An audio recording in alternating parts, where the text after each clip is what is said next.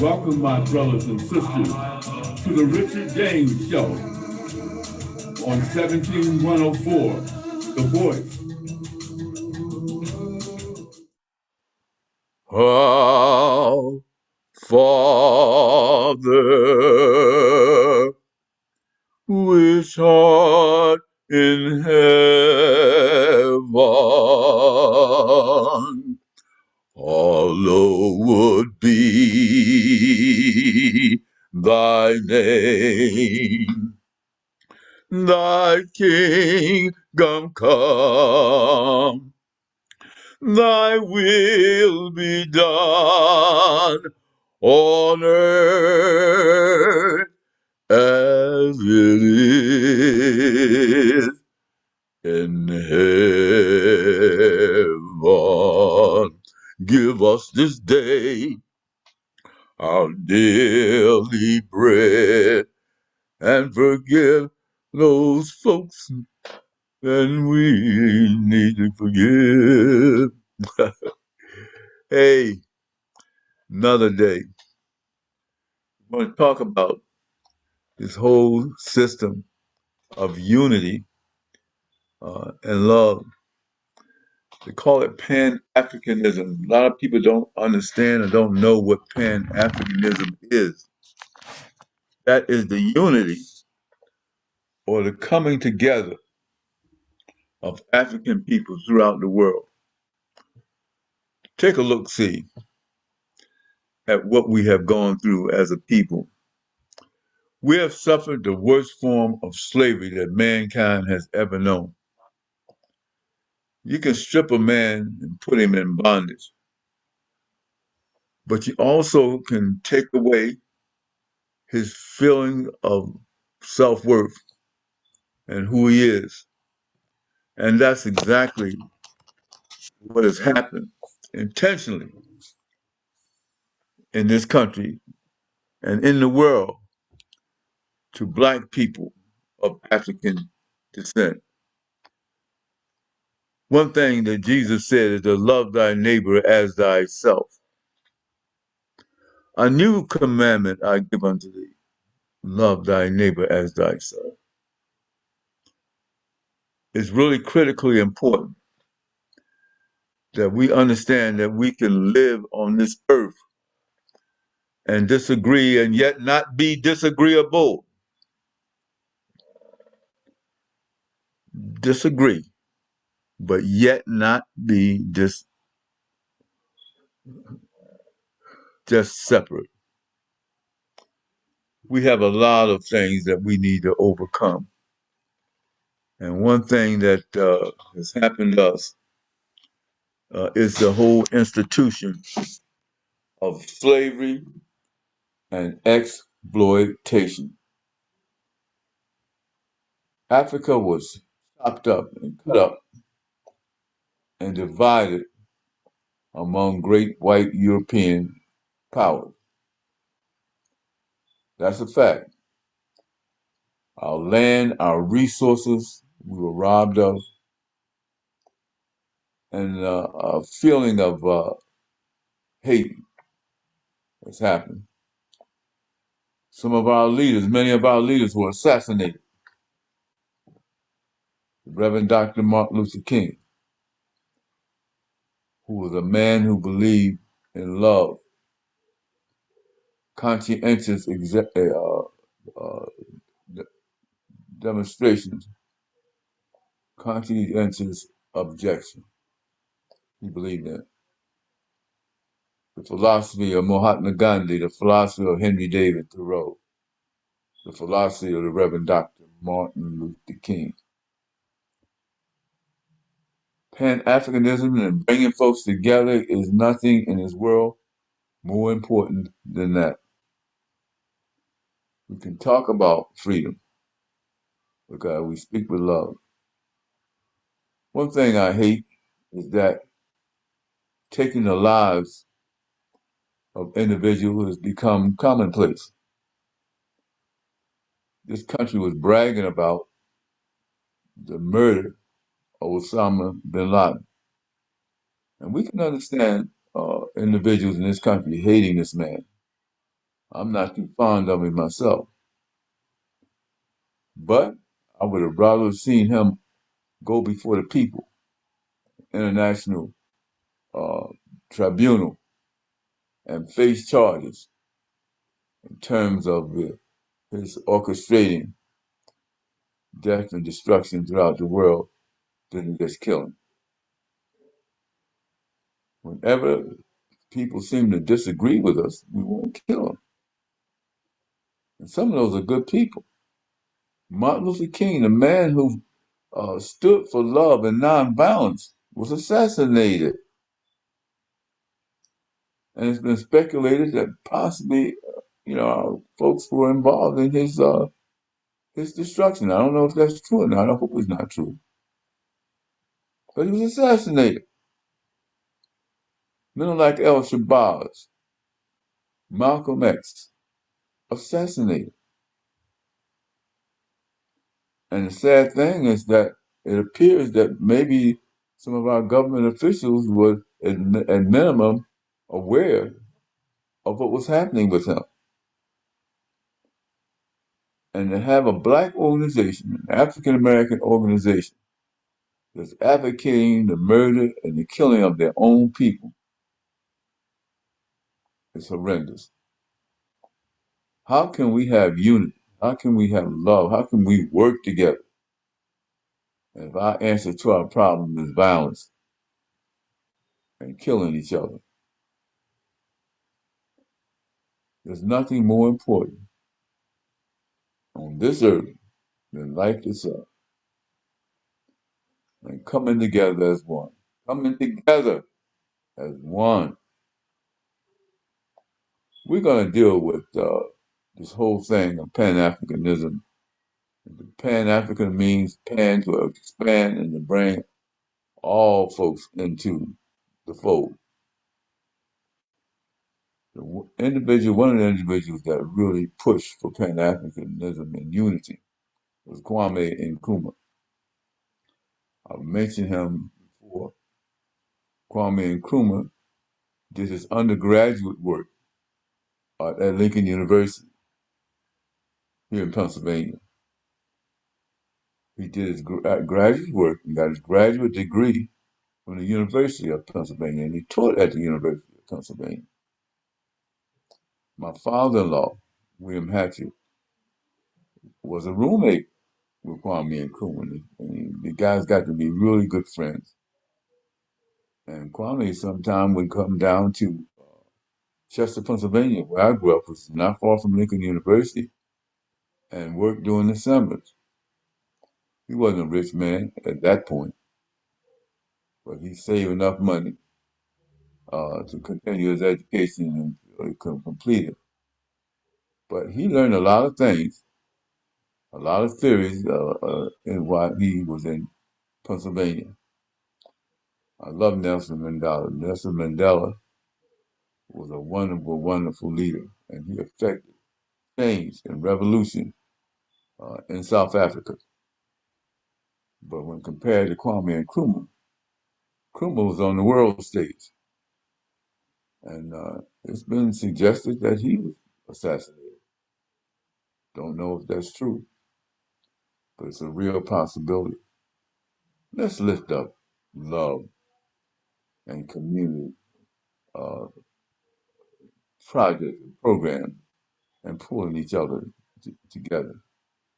Our country is not totally a capitalist country. That is not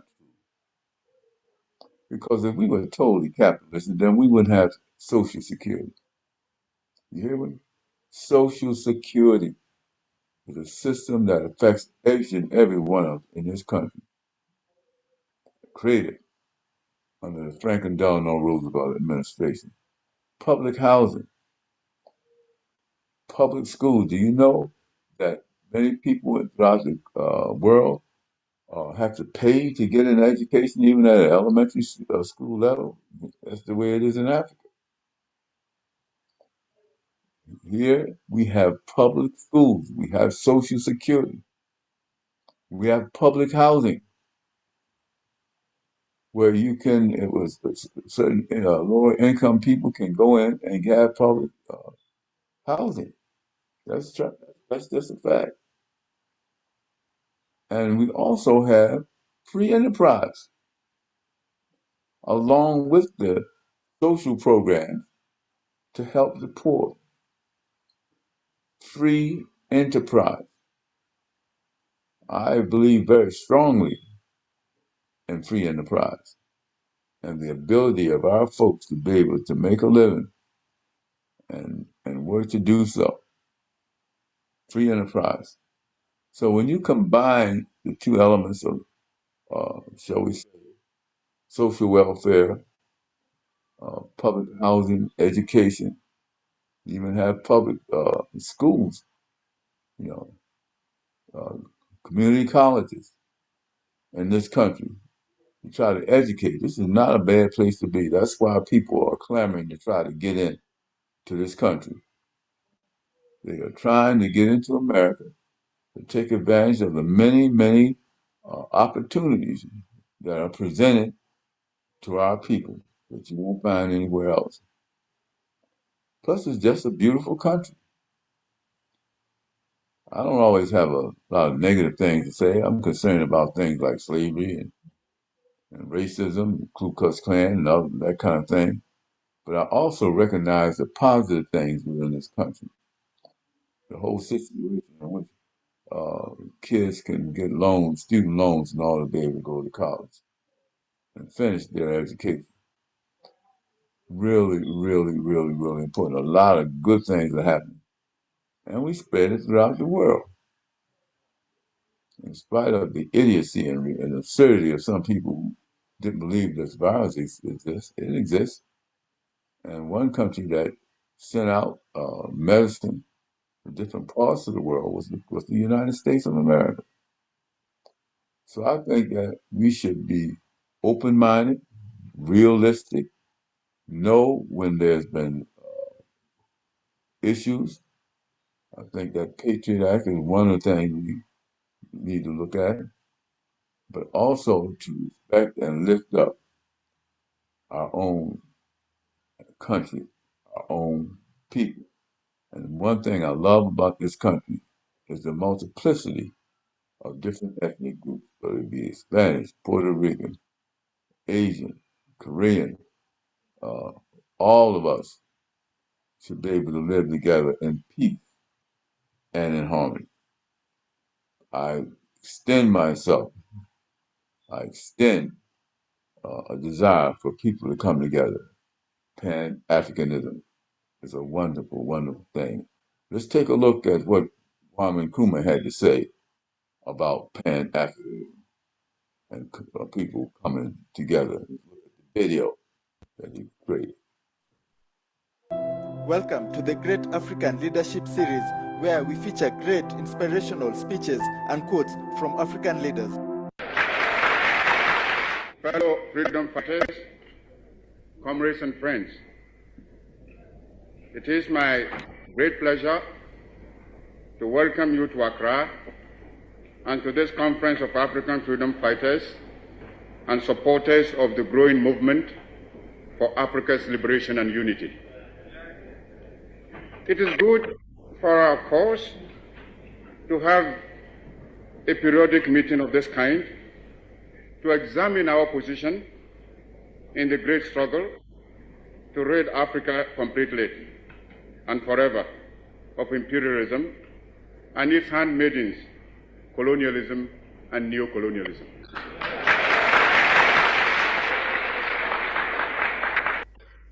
Africa is rich and not poor.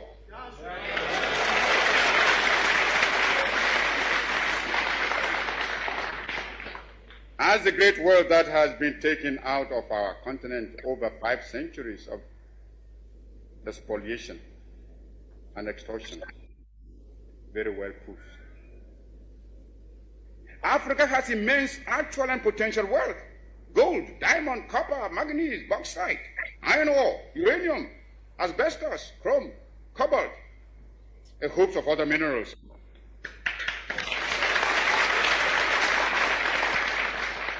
Our essential agricultural produce have all been drained away by colonial imperialism. Africa is far from being poor. It is Africans who are poor, not Africa.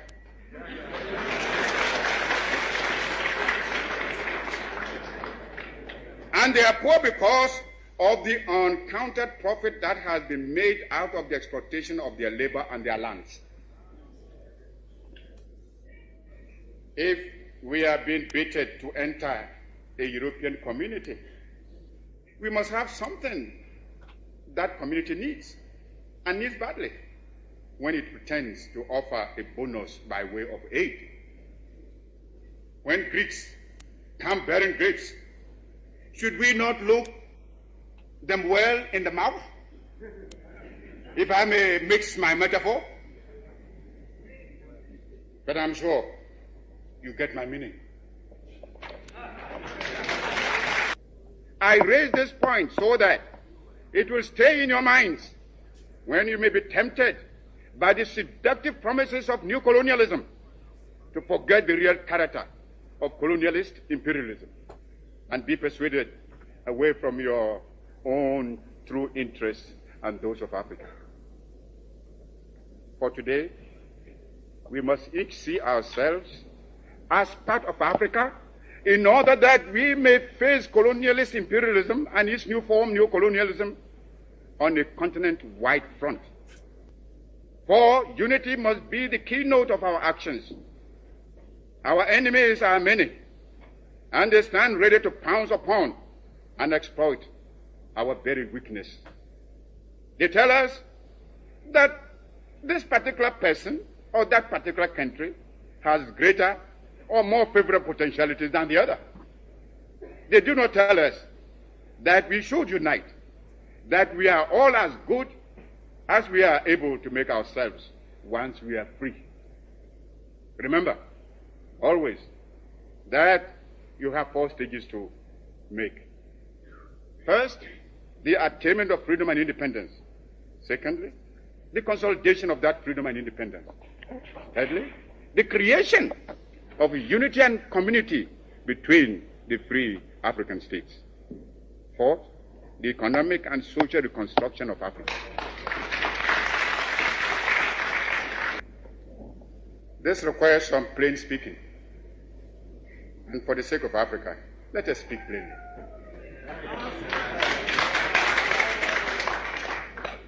As I see it, our greatest danger stems from disunity and the inability to see that the realization of our hopes and aspirations, the realization of our objective of total African independence, and of our future progress and prosperity is inextricably bound up with the necessity to unify our policy and actions in connection with the continued struggle for independence and the greater task of economic and social reconstruction beyond it.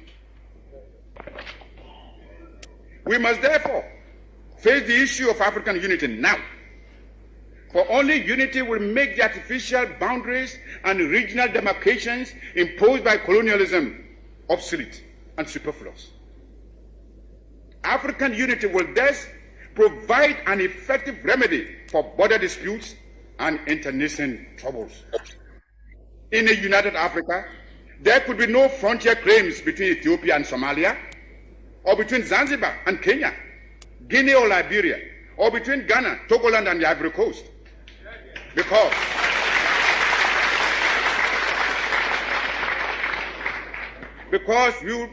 we would regard ourselves as one great continental family of nations. Some of the leaders, it must be confessed, do not see the struggle of their brother Africans as part of their own struggle. Even if they did, they would not be free to express their solidarity. These rifts are consciously created by the imperialists between Africans, where they can sit back and watch with sly satisfaction, as well as contempt for those who fail to see how they are being used against Africa's best interests. Regrettably,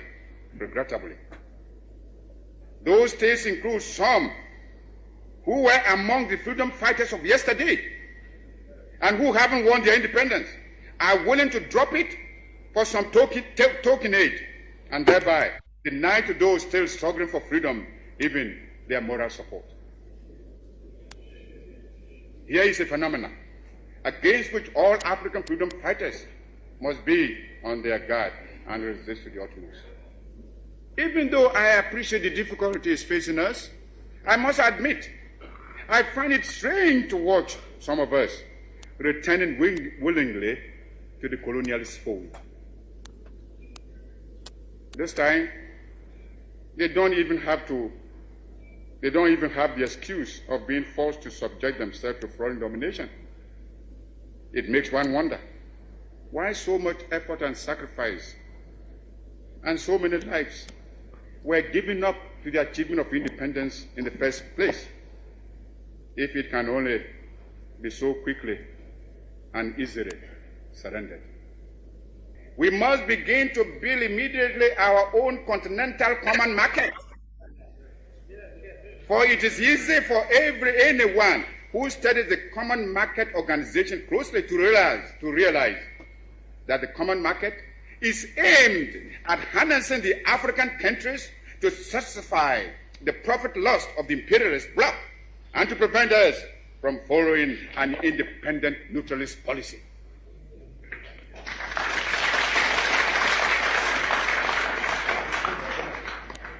It is easy to see that the imperialists and the colonialists are determined to retain the African countries in the position of suppliers of cheap raw materials.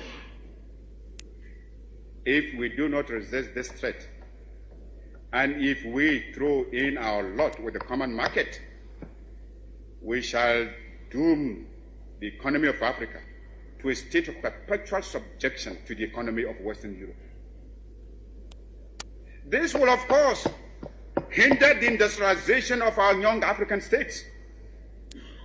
It is impossible to think of economic development and national independence without possessing an unfettered capacity for maintaining a strong industrial power. The activities of the common market are therefore fraught with dangerous political and economic consequences for the independent African states.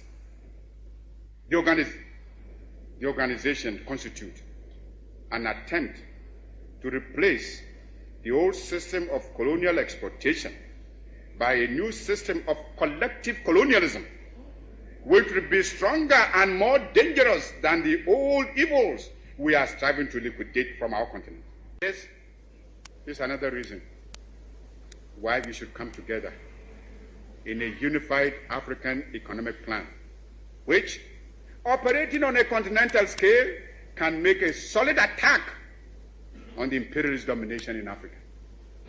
We should, without delay, aim at the creation of a joint African military command.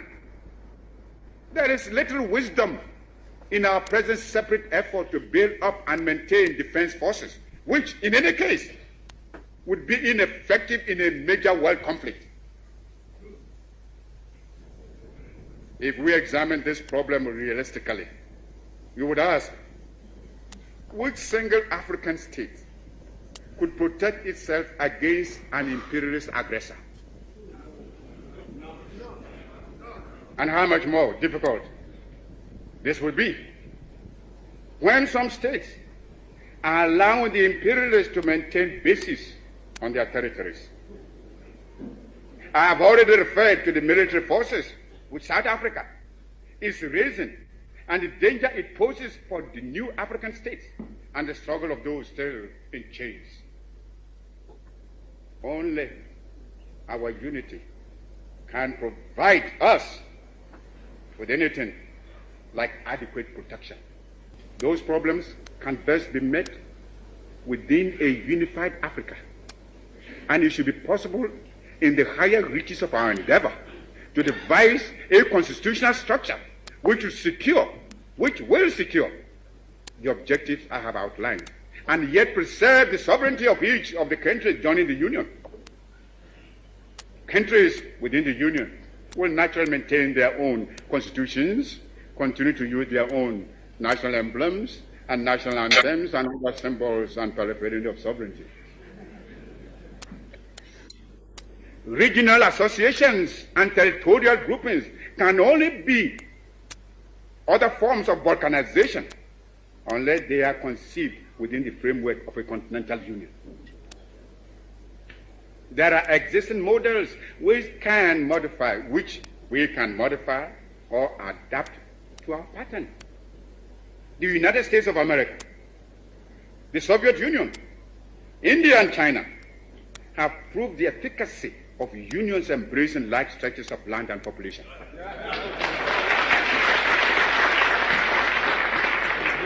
Long live African freedom fighters.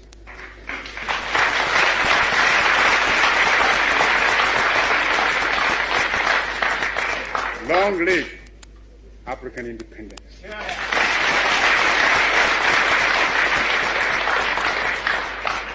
Long live your struggle. And long live African unity.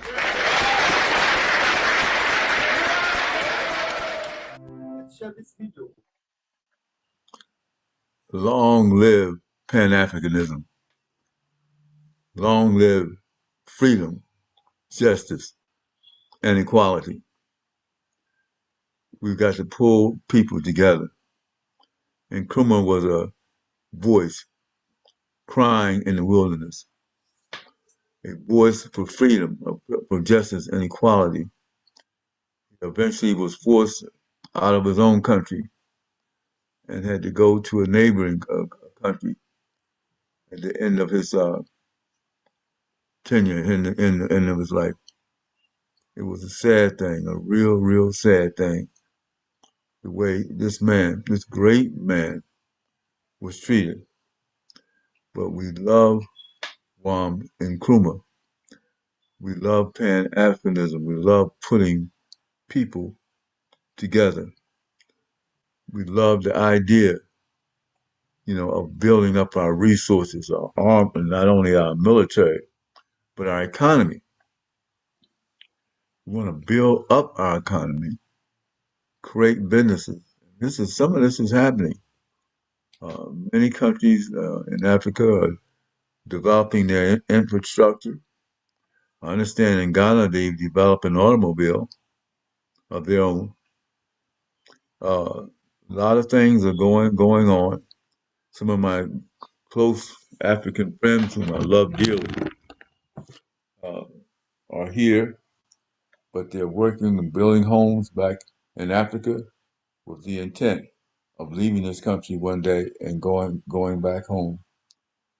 Well, I'm going to follow them because if they leave this country and they build a home, eventually my wife and I will be visiting them. I was blessed to marry a woman who was sensitive to culture and race. My wife participated in a program called Crossroads Africa, and she spent several months in Ghana.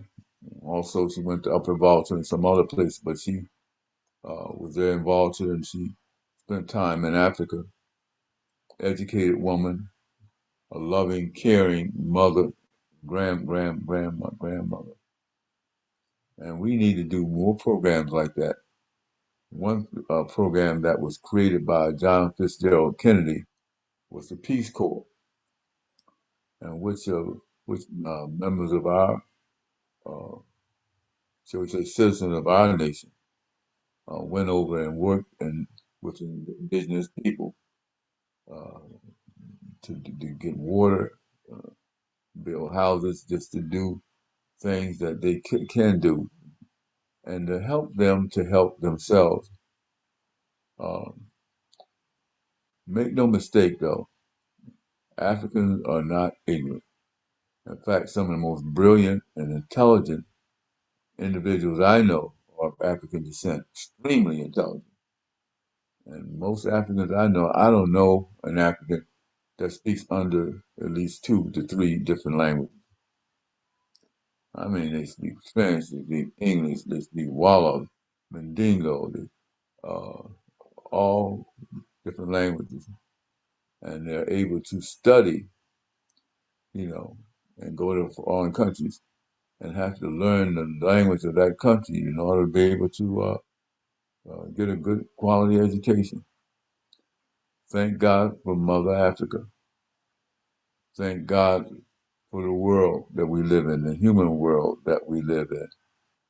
It is very critically important that we continue to try to do positive things within that world. We have another video that we're going to take a look at right now that's going to uplift the whole issue of Pan-Africanism. Let's roll the next video for more information.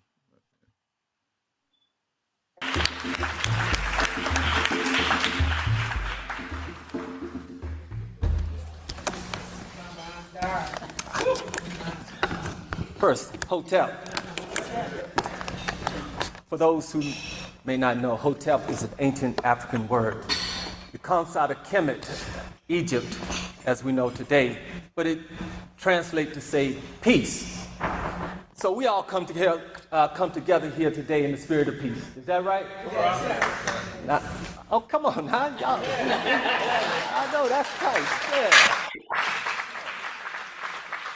So, what I want to do just for a few minutes is to share with you something about connecting with Africa, looking at our legacy, because this is not the first time we've been called to connect. Are y'all with me? Yes. Now, I grew up in a tradition, and one of the first things we was required to do was ask permission of our elders to speak. And the elders are those who have age and they're experienced and they're wise and they're knowledgeable and they give us good guidance. Yeah. And we're supposed to follow it. Yeah. And sometimes we don't, but that's okay. They keep loving us. So on this occasion, I want to ask our elders permission to speak. You have our permission. Asante, thank you. Now, connecting with Africa, family, Pan-Africanism, the global unity of African people. We are represented here today, but this is not the first time we've been called. Looking at our ancestors, those who have come before us. You know, years ago, Marcus Garvey called out. He said, Africans must unite. Excuse me, Kwame Nkrumah said that. Marcus Garvey said, but up, you mighty race, you can accomplish what you will. Africa for Africans, at home and abroad. See, he was calling us to reconnect with Africa. Kwame Nkrumah was inspired by Marcus Garvey. And he said Africans must unite. And when he led Ghana to its independence in 1957, he said the significance of Ghana was nothing without the unification of Africa. And he said that he would put down his leadership, his presidency, to see a united Africa. And when they formed the Organization of African Unity in 1963, it was about uniting African people worldwide. But they were starting on the continent of Africa. So this call is not new. This is a continuation. Okay. Mary McLeod Bethune, the founder of Bethune-Cookman College. At one time, she wanted to be a missionary in Africa. And she said, the drums of Africa beat in my heart. Now, at that time, they said they didn't need no black missionaries in Africa. Okay, y'all didn't hear that. But the fact is, she saw her calling was to educate African-American children here in America. And that's what she committed herself to do, and that's why we have Bethune-Cookman College. Malcolm X said we must return to Africa. But he didn't say we have to go back physically, we have to go back culturally, mentally, psychologically. Oh, y'all, okay. What I'm sharing with you, family, this is not the first time, but I'm hoping that we're listening this time. I raised up my great-grandmother, Eva Rice Martin. My great-grandmother never talked about Africa. She never literally said, you need to learn about Africa. But I say my great-grandmother was one of the greatest Africans to live. Because my great-grandmother taught me to love God, love self, and serve people. And I say to be African is to be human, because Africans are the original people of the earth. We are the mothers and fathers of humanity and civilization. That's the truth, family.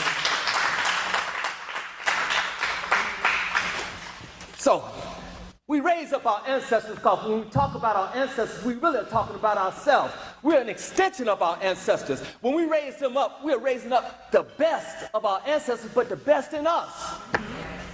This is our legacy, and this is what we're standing on today. And if we are to really follow the instructions that Her Excellency is going to share with us, we're going to have to understand the history and then understand where we stand today at the crossroads and realize we have to make a decision on where we're going forward.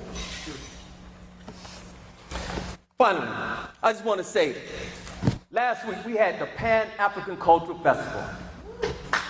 Yeah.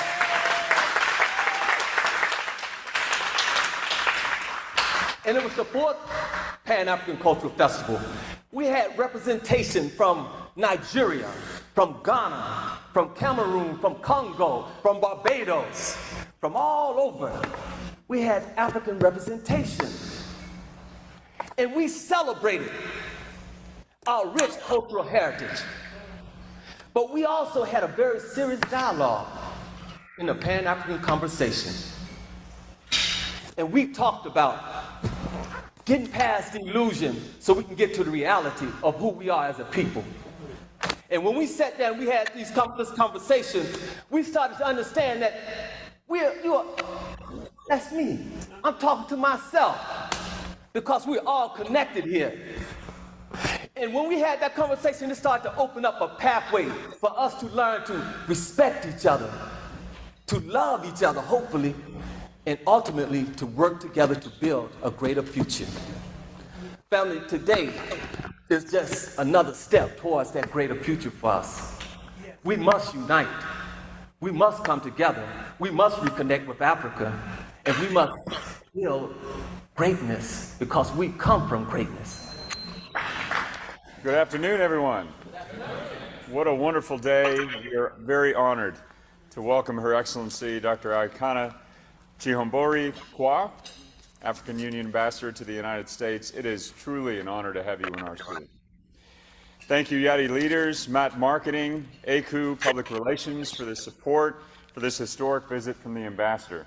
And thank you, Your Excellency, for visiting our city to promote good relations between the United States and the African Union.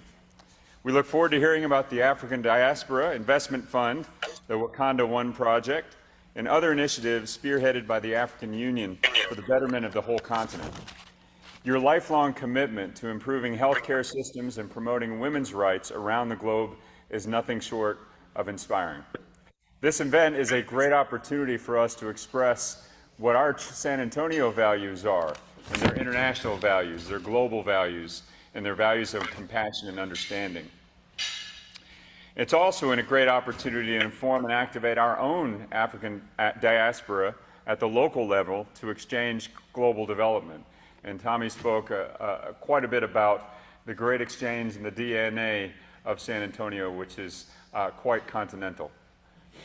We pride ourselves in being a diverse city, a welcoming city, focused on resilience, on compassion, on equity. We're fortunate to have large communities in our city that hail from Eritrea, Ethiopia, Nigeria, Ghana, Morocco, Somalia, and so many other countries.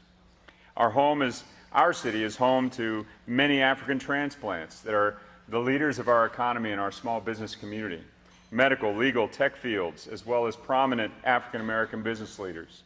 Moreover, several of our own city staff executives who work to make our city a better place to live, work, and play also hail from those countries that I just mentioned. And of course, they're active contributors in our city's progress as we plan for the great future that is here in San Antonio. San Antonio's own sister city relationship with the great city of Windhoek, Namibia, which came into being in 2016, is greatly cherished in our community. And I know many of you have leaned into ensuring that that is not just a symbolic partnership, but one that bears fruit for many generations. From water exchanges to educational collaborations and rich cultural activations, we've enjoyed good exchanges over the last 3 years. And I would say that one of our very own, Shokare Nakpodia, is the leader of an organization called Dream Week, which is inspiring cultural conversations that we hope can be modeled around the world. In order to face global challenges, it's important that we also frame conversations at the local level and continue the dialogue with our neighbors. We're always stronger when we work together across borders and oceans to solve our most pressing challenges, and perhaps there's no better way to discover the conflicted history of changing borders than Texas in the United States. Thank you again, Your Excellency, for sharing your mandate with us, for being a staunch supporter of the important cultural and economic relationships between Africa and the United States. We look forward to your participation today, and we hope you enjoy the rest of your stay in San Antonio. This is truly one of the most important visits that we've had in a very, very long time in the city of San Antonio, and we're glad that we can celebrate with you. Thank you very much, Your Excellency, and thank you all. Seem to come together for the purposes of our own sheer survival. How did we get here? I found myself going to the legacy of slavery, the legacy of colonization. And when I started digging even further and asking myself the obvious questions that are right in our fingertips, that are somehow not being discussed. How on earth do you expect individual African countries to fight this game on the world stage as little-bitty countries that we are?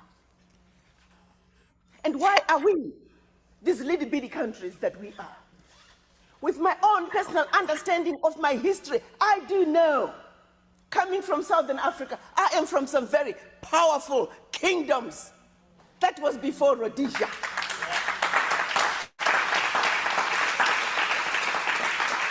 That was before South Africa.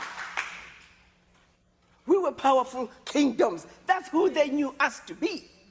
When did we become these little bitty countries? Thanks to the Berlin Conference. You see, the colonizers had been coming to Africa for over 700 years, starting with 300 years of the Portuguese, followed by 400 years of the other colonizers. They were coming into Africa in a very haphazard way. We heard about this amazing continent with everything that we need, and everybody is packing their bags and running to Africa. So you see Mr. Frenchman over here, he stole from the Africans. Then here comes Mr. British over here. He now starts stealing from the Frenchmen what the French have stolen from the Africans. And before you know it, here's Belgium, now stealing from the British what they have stolen from the French have stolen. Before you know it, they're fighting each other. Fighting over how to distribute the loot from the Africans. So pretty soon they were getting ready to have a European war on the African soil. The then Chancellor of Germany, Bismarck, realizing they're getting ready to have a European war on the African soil, called his sidekick, who by then was having havoc in the Congo, King Leopold. He said, let's bring all colonizers together. Let's meet in Berlin, Germany. Let's organize ourselves so we can effectively loot from these monkeys. So it was in 1884, from November to 1885 in February, they met in Berlin, the colonizers, not to see to it that Africa prospers. They met in Berlin to organize themselves so they could effectively loot from the Africans. They also met for another reason. They also met to organize themselves so they can make sure that Africa and her children are forever I'm on the air. I have a broadcast. I told you at 2:30. I repeat. Yeah, you know, call me 135 years call me ago, back in about 20 minutes. they met to organize themselves to see to it that Africa and her children on the continent and abroad are forever defeated and dominated. 135 years later, 2019, nothing has changed. Berlin Conference gave us countries like Gambia, Djibouti, Burundi, Central African Republic, Togo, Lesotho, Eswatini. The list goes on. As a matter of fact, all African countries. And they did one more thing. They took all these little bitty countries. They had this great big old map of Africa across from them, strategizing. The more powerful the kingdoms were, the more they got along together, the more countries that came out of there, and the more languages that came out of there. Picture yourself driving from Zambia. You're speaking English. And pretty soon you are in Angola. You're speaking Portuguese. And pretty soon you are in DRC. You're speaking French. Pretty soon you are in Equatorial Guinea. You're speaking Spanish. Pretty soon you are in Cameroon. You're back English. Northern Cameroon, French. Pretty soon you are in Nigeria, English. Who does that? This was all by design to cause maximum destruction of a people. Give it a generation, the people who used to be one will not even know that they were related. History tells us that a husband and wife went to bed in Zambia. When they woke up, the wife was in Zambia and the husband was in Malawi. That's how arbitrary the divisions were. The divisions were done in Berlin, while the Africans were on the continent minding their own business. All to see to it that Africa and her children are forever defeated and dominated. These little bitty countries were given the same sovereignty. Hear me out now. These little bitty countries, Central Africa Republic, has the same sovereignty as China.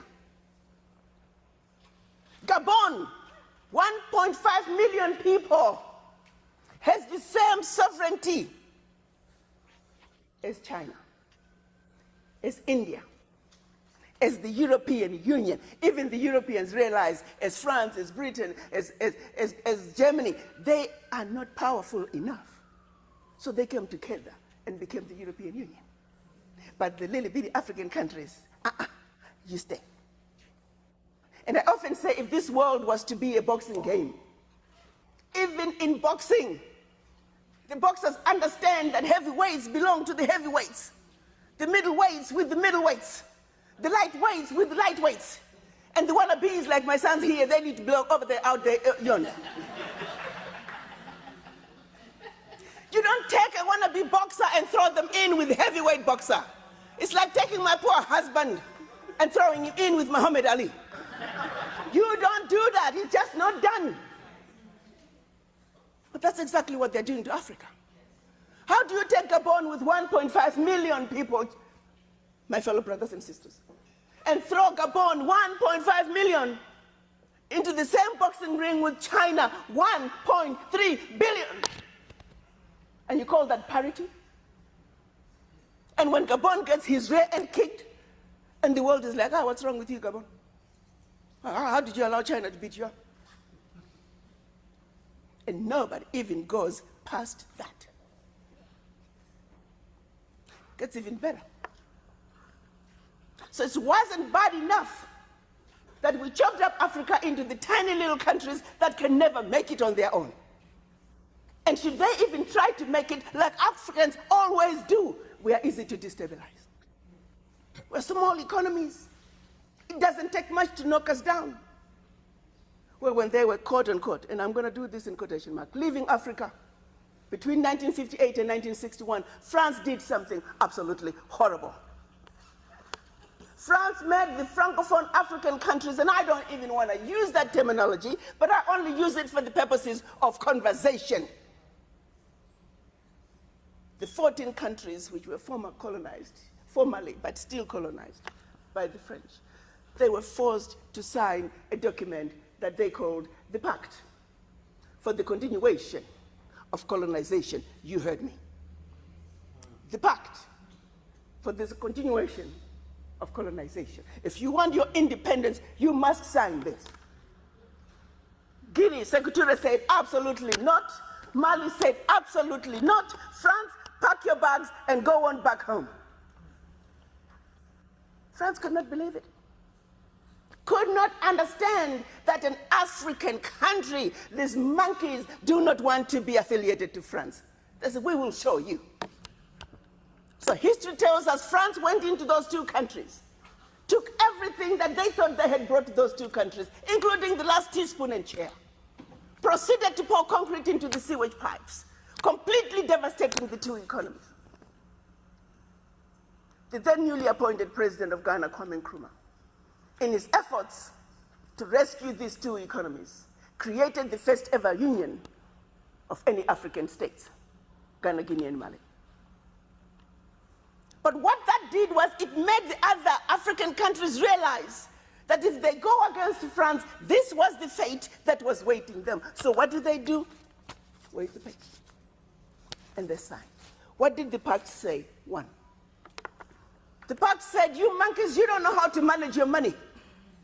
So you shall deposit 85% of your bank reserves with the French Central Bank under the control of the French Minister of Finance. And that France is going to take your deposits from the individual countries, pool them together, invest them in the French stock market under the French name.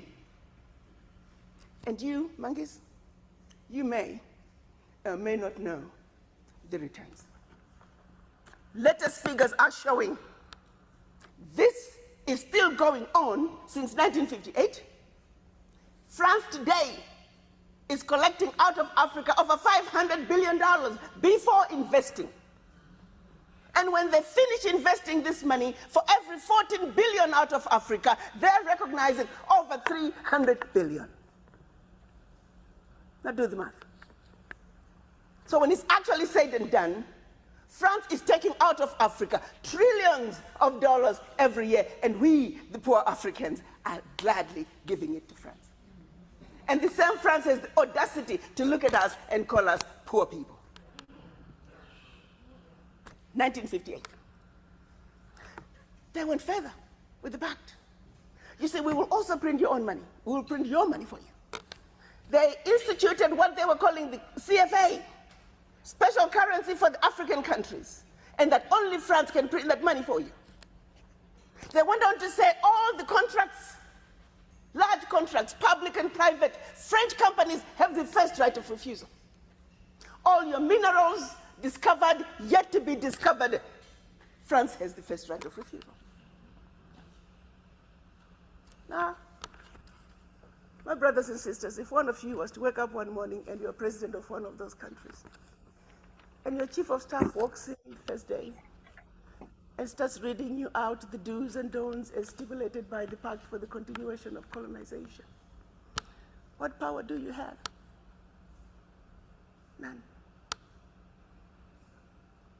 And the same countries that are stealing from Africa, they have the audacity to look at Africa and say, Africans, what's wrong with you? Why can't you all take care of yourselves? Well, let's start by leaving our $500 billion on the continent. But what they do instead, they want to throw you with a smoke screen. Your African leaders are corrupt. Well, you know, I gave you that. I mean, not all African leaders are corrupt. Africa is a family. No family is complete without crazy Aunt Sally and crazy Uncle Tom. Nobody's perfect. Okay, fine, so I'll give you that. Their own figures are saying 50 billion is getting out of Africa from corruption. Fine, I give you that. But you do not want me to engage in a conversation that's solely limited to the $50 billion out of Africa through corruption. First, you don't tell me where it's going. You simply tell me it's getting out of Africa. But secondly, there's a bigger thief. You got two thieves, one with a briefcase with 50 billion and the other thief with a briefcase with 500 billion. I am a smart woman. You want me to ignore the one with 500 billion and put all my energies on a suitcase with 50? And by the time the one with 500 billion is done investing, we are talking trillions. Now, do you see how quickly the funds out of Africa from corruption become the larger chunk under the table? And they want you to stay under the table. So you never have to talk about what is on the table. We must wake up, Africans. We must think about our situations. How did we get here? Are we willing to let France continue to loot from us for how long? Are we willing to continue, the colonizers, to continue to colonize us? Because the truth of the matter is, all of them have never left Africa. They are still very active in Africa. But they throw you stupid little issues. And because of our colonized minds, because of our minds suffering from slavery, we just follow. We refuse to think. And I'm going to take it home a little bit here. How many times some of you continental Africans? I was talking about a guy. Oh yeah, are there a lot of, this one happened to be Zimbabweans. Are there a lot of Zimbabweans in town? Oh, no, I don't mix with Zimbabweans. Can I get an amen? Amen. How many times have you gone to Africa, you as a continental African, you sit in a restaurant to order something, and our Caucasian brothers and sisters happen to walk in. You see how quickly our own brothers and sisters abandon us to run to wait on our Caucasian brothers and sisters.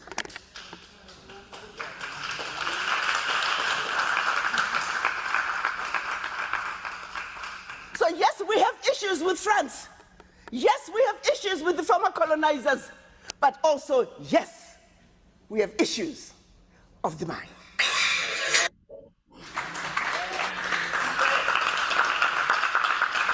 And here is where the real battle must be fought. And Yes. until we wake up and have a serious conversation with the image in the mirror, nothing, zero, zouch, is going to change in Africa, and nothing is going to change our circumstances. So we must wake up and be very realistic about who we are and have a serious conversation with the image in the mirror. And ask yourself some very hard questions. Am I colonized? Am I suffering from the legacy of slavery? And if so, how do I remove the shackles of the mind? Yes. And that's for you to deal with on an individual basis. Nobody can fight that battle for you. No amount of education can assist you with that. The question is, are you sick and tired of being sick and tired?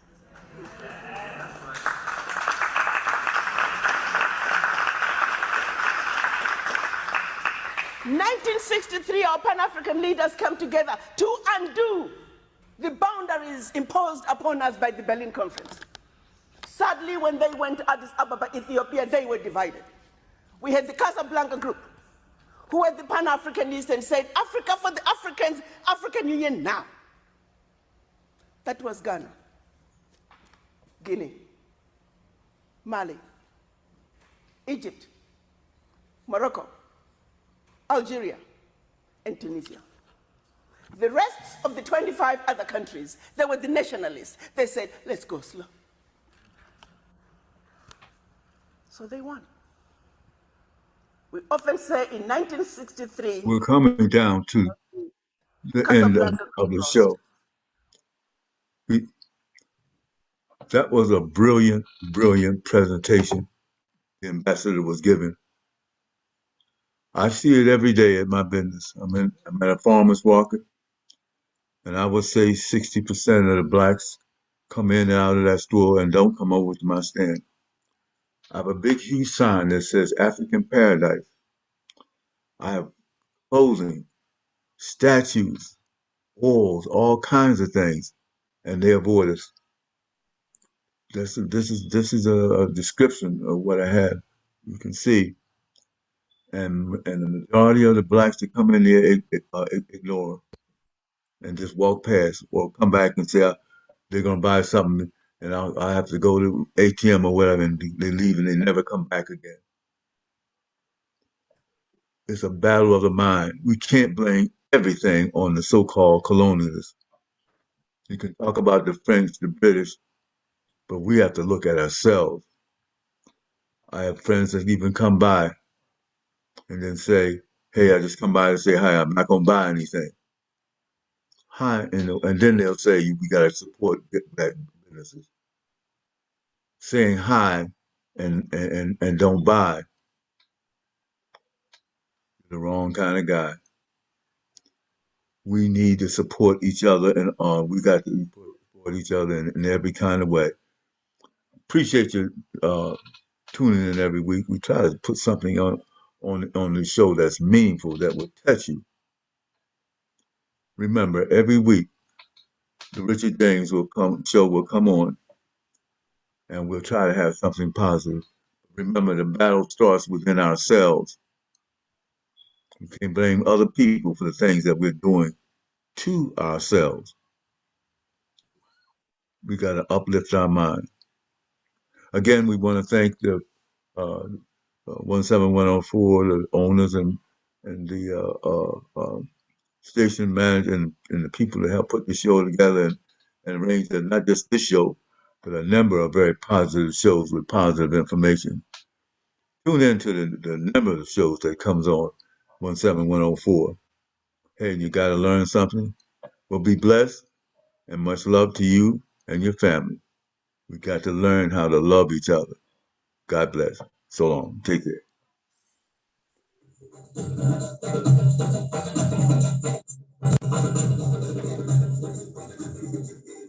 Thank you again for tuning in to the Richard James Show.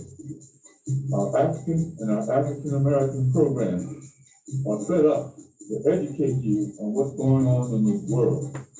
We thank you for taking out the time to listen. Let's hear from you sometime also. So this is your neighbor and your friend signing off. Until I see you again next week and hear from you again next week. So long. God